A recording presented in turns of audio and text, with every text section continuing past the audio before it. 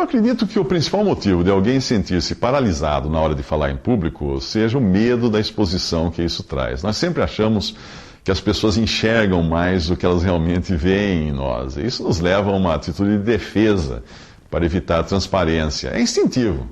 Esse é o mesmo comportamento que nós inconscientemente adotamos quando nós procuramos as mesas próximas às paredes nos restaurantes, ou evitamos ficar sentados com as costas voltadas para a porta. É um comportamento até de proteção individual.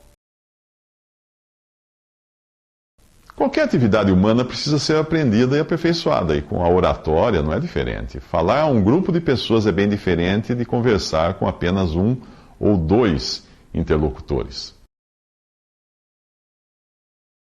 Eu não diria que a dificuldade de falar em público cause dano na vida de alguém, pois muita gente consegue viver muito bem sem precisar jamais se dirigir a uma multidão, fazer um discurso ou uma palestra.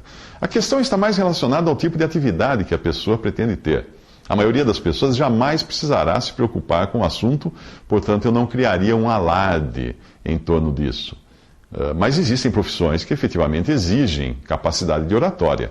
Mas mesmo dentro dessas profissões você encontra uma maior ou menor necessidade disso. Um homem chamado Ben Feldman, um norte-americano que começou a vender seguros em 1942 e não parou mais até morrer em 1993, ele foi considerado o maior vendedor de seguros da sua época e, no entanto, ele era meio gago, às vezes ficava mudo na frente do cliente. E quando foi convidado para fazer uma palestra, ele insistiu em fazer a palestra escondido atrás da cortina do palco, de tão tímido que era. Mas quando ele visitava um possível cliente, a sua presença transpirava confiança. Os seus silêncios eram tão bem colocados que sublinhavam de uma forma poderosa o que ele dizia. Esse é um exemplo de como a comunicação não se limita à eloquência no falar, mas é algo muito mais complexo do que isso. São vários os sintomas. O mais temido é a perda de memória. O orador pode ainda ficar com a boca seca, sentir um nó na garganta, começar a transpirar de forma exagerada, tremer as mãos, além de parecer estar com a língua inchada dentro da boca. Isso também vai alterar o modo como ele articula as palavras. Casos mais severos de pavor em falar em público geram náuseas, taquicardia, cãibras, além de gagueira também, acompanhada de lábios trêmulos. Os joelhos também, às vezes, começam a tremer.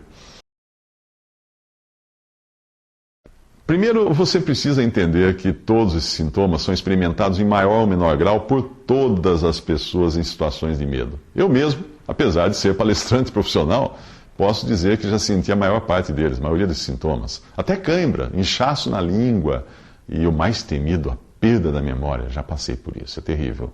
Uma técnica que funciona para alguns é colocar no bolso algo como um clipe de papel e falar com uma mão enfiada no bolso e agarrada a esse objeto. Como o medo é causado por insegurança, existe em nós um certo alívio quando nós podemos segurar em alguma coisa. A técnica para enfrentar a perda de memória no palco é entender que ali provavelmente só existe uma pessoa que sabe o que você se esqueceu de falar.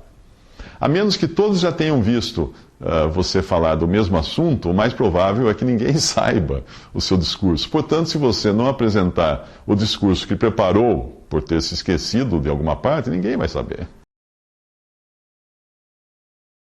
Sim, existem muitas técnicas, além dessas que eu já citei, que é de segurar algo no bolso, existem outras técnicas para você se sentir seguro. Eu sei de palestrantes que atuam com frequência no circuito corporativo e só conseguem falar se estiverem segurando algo. Um deles eu já vi fazer uma palestra inteira segurando um botão da camisa. E outro que não fala em público, eu sei de outros que não falam em público, se não colocarem um púlpito, para que ele possa se segurar o tempo todo no púlpito. A dificuldade que eles têm nesse particular não os torna menos brilhantes, porque são palestrantes de conteúdo e não de discursos vazios. Existe toda uma preparação prévia que você pode fazer para se apresentar em público, caso seja uma apresentação formal. É preciso levantar informações sobre a ocasião, sobre o evento, os perfis das pessoas, o perfil do público, da audiência, os objetivos do evento, os recursos que você terá disponíveis, o que pode ser dito, o que não pode ser dito, Você pode também fazer anotações, criar apresentações em PowerPoint para fazer a sua palestra ou não, depende do caso. Não há nada de errado em se ler um texto durante uma apresentação. Não tem nada de errado nisso, desde que o texto tenha sido escrito para ser falado em público. O presidente dos Estados Unidos faz discursos convincentes lendo de um teleprompter, mas é óbvio que os seus assessores que escrevem os discursos dele sabem muito bem como escrever algo que pareça natural, mesmo quando lido em público. Uma boa técnica, quando não existem recursos mais sofisticados, como teleprompters transparentes, iguais ao do presidente americano, uma técnica é você resumir o conteúdo do discurso ou da palestra na forma de tópicos e anotá-los em cartões que vão sendo passados para trás, nas suas mãos, à medida que são usados, para lembrar, você se recordar dos principais tópicos que vai falar. Nunca se deve usar uma folha inteira de papel na mão, segurando na mão, porque o tremor das mãos é amplificado pela extensão da folha. E aí a folha vai ficar balançando e tremendo. E todos vão perceber que você está nervoso. E quando você segurar os cartões, que são pequenos, né, não fazem isso, mas é bom segurar com as duas mãos, para evitar justamente esse efeito de tremer. Outra técnica que ajuda muito é gravar de antemão o seu discurso e ouvi-lo, para detectar onde a entonação pode ser melhorada, onde palavras podem ser substituídas por outras e coisas desse tipo. Além disso, quando nós ouvimos uma gravação, nós estamos ouvindo como realmente soa a nossa voz, já que ao falarmos, o som que chega aos nossos ouvidos, o som é alterado pela ressonância da nossa caixa craniana. Portanto, se você quiser saber como a sua voz realmente soa, escute a sua voz gravada. Sempre que existir a oportunidade, vale a pena fazer o que eu costumo chamar de urinar no palco, isto é, conhecer de antemão o ambiente onde você vai falar, tomar posse dele, marcar seu território, como faz um cachorro.